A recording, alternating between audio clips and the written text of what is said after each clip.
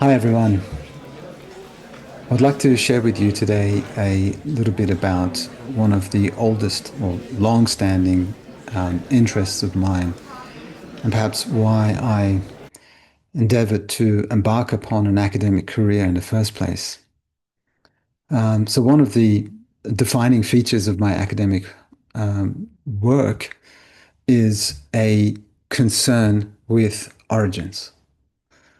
Not simply because I'm fascinated by beginnings, I've always been, but because how we understand origins, as I've come to understand, shapes how we understand what something is. Origins matter historically and philosophically, and there really is no escape from this question. So, in this article, The Question of Origin and Beginning of Sufism, I revisit, of course, a long standing debate. Where does Sufism begin?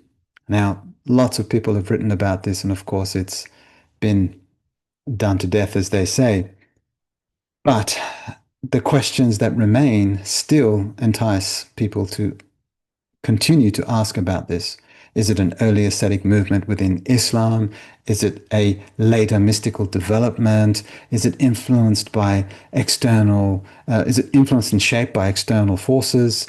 And so, rather than ask the same questions in the same pattern, and rather than to give a simplistic historical answer, I argue in this article that we need to distinguish, first and foremost, between origin and beginning.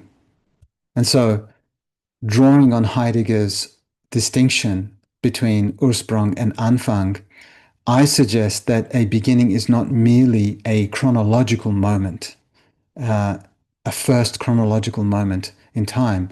It is, in fact, the unfolding of a possibility. Sufism's historical beginnings can, of course, be traced, and many have done this, but its origin lies deeper. It lies deeper in the spiritual and revelatory horizon of Islam itself. So to ask about Sufism's origin, then, is not simply to ask, when did Sufism begin? Or when did it appear on the page of history?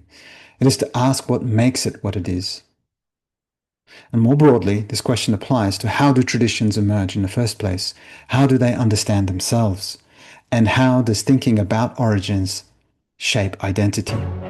So if you're interested in Sufism, intellectual history of Islam, or the philosophical question of beginnings, I invite you to read the article.